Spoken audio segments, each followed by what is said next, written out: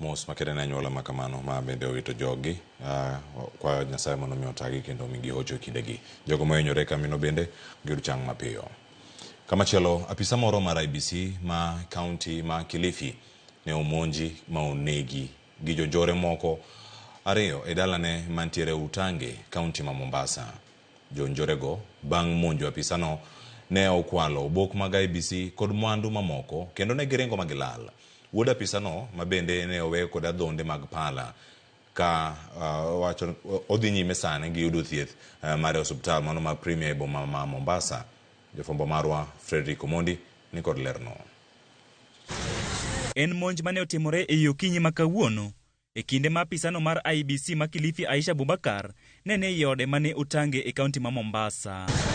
Anyuola mar mosenindo Abubakar pod ohum nono kaka jonjorego ne omwomo ma odonjo e dalano kendo monje kachiel gi wuode. Wameruka main gate wakaingia kwa gate ya pili ambayo ni ya mama na kuna askari ndani Masai.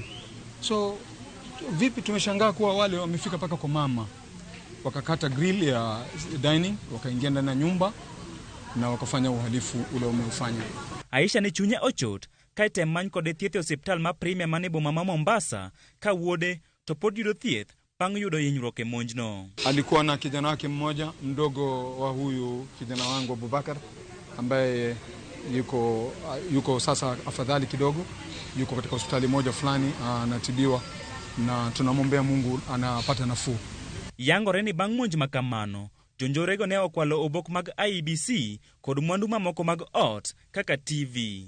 Wamechukua vitu kidogo sana kwa nyumba. Wamechukua TV na kuna mkoba wa IEBC. Wamerarua, wamechukua vitu zile zenye ziko pale ndani.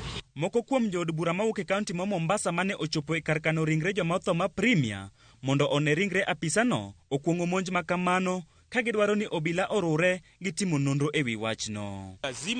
Lazima vitengo vyote vya usalama, DCI, polisi wa kawaida, intelligence waingie pale ndani ili kusudi lazima ili jambo tumalize. Tuna matarajio kwamba polisi watafuatilia swala hili kikamilifu, wahakikisha kwamba wale ambao wamehusika wameweza kukamatwa.